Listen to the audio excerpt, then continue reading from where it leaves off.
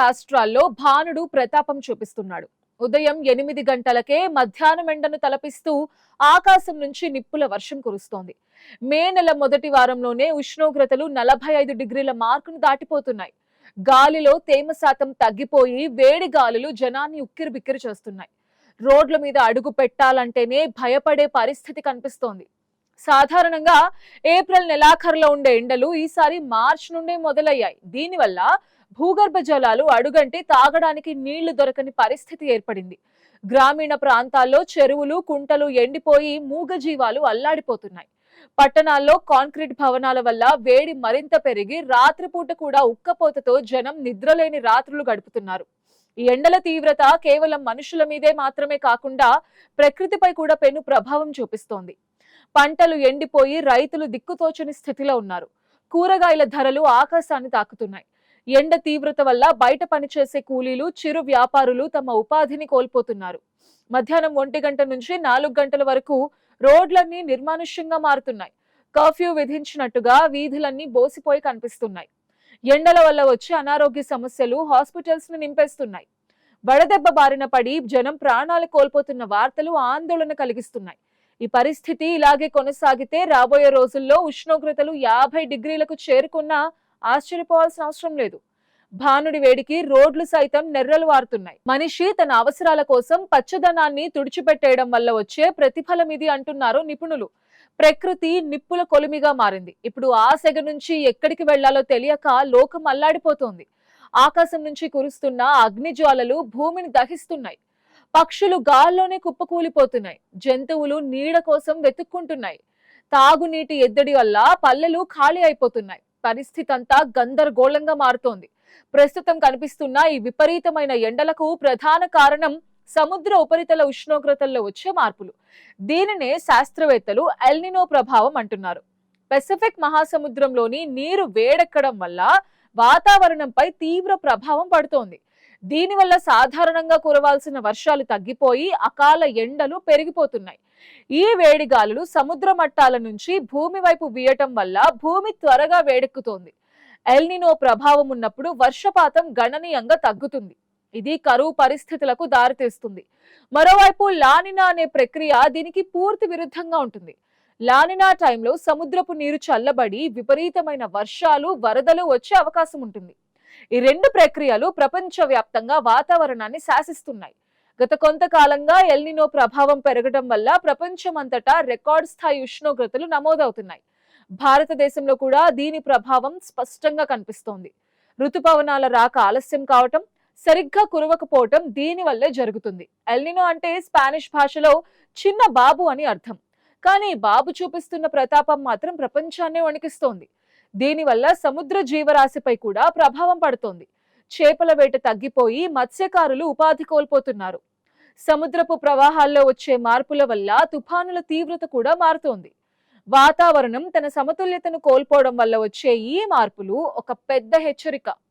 ప్రకృతి తన గమనాన్ని మార్చుకుంటే మనుగడ కష్టమవుతుందని ఇప్పుడు అర్థమవుతోంది. సముద్రపు నీలి రంగు అగ్నివర్ణంగా మారుతోంది. నీటి అడుగున ఉండే పగడపు దిబ్బలు తెల్లగా మారి చనిపోతున్నాయి. భూమి పైన ఉన్న గాలి నాణ్యత దెబ్బతింటోంది.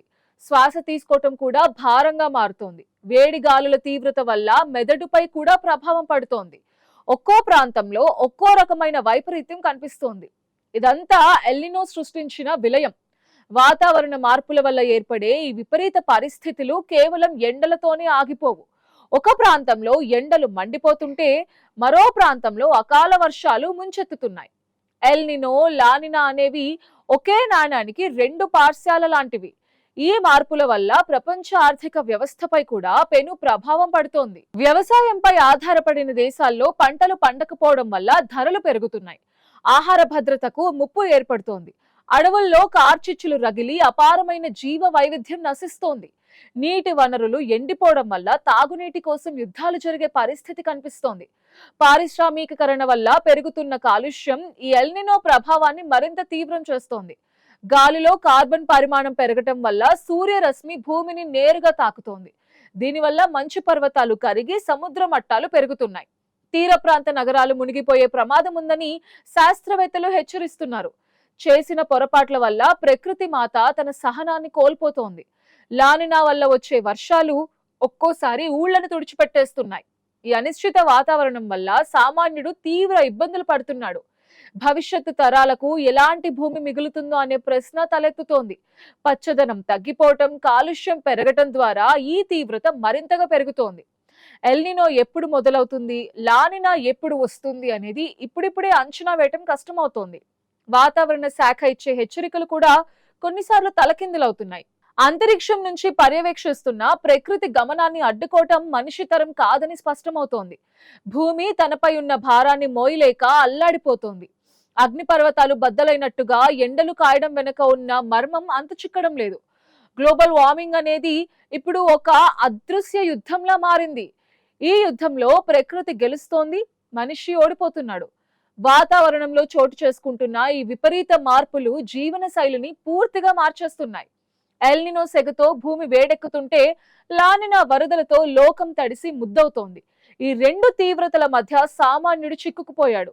రోడ్డు మీద అడుగు పెడితే సెగ, ఇంట్లో ఉంటే ఉక్కపోత. ఇవి ప్రస్తుత పరిస్థితులు. ఉదయం 8 గంటలకే మధ్యాహ్నం ఎండను తలపించేలా భానుడు ప్రతాపం చూపిస్తుంటే, దీని వెనుక ఉన్న గ్లోబల్ మార్పుల ప్రభావం స్పష్టంగా కనిపిస్తోంది. పర్యావరణ వ్యవస్థలో ఏర్పడిన అసమతుల్యత ఇప్పుడు వేసవి తీవ్రతను ముందుగానే తీసుకొచ్చింది.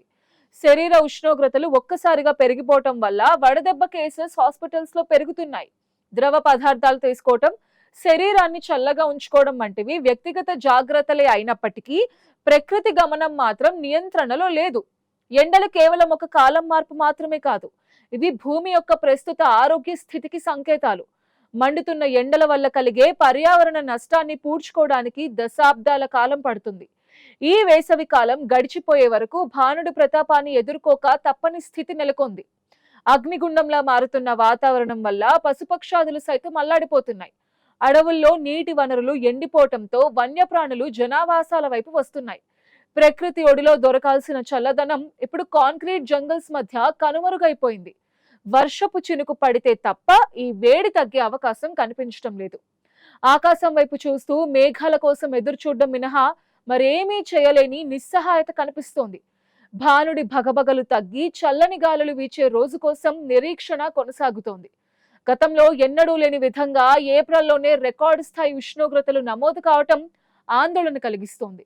వేసవి వైభవం కంటే ఇప్పుడు వేసవి భయమే ఎక్కువ కనిపిస్తోంది. గ్లోబల్ వార్మింగ్ సెగలు సామాన్యుడి దైనందిన జీవితాన్ని అస్తవ్యస్తం చేస్తున్నాయి. పర్యావరణ మార్పుల వల్ల వచ్చే ఈ ఎండలు భవిష్యత్తులో ఆహార, నీటి సంక్షోభాలకు దారితీసే ప్రమాదం పొంచి ఉంది.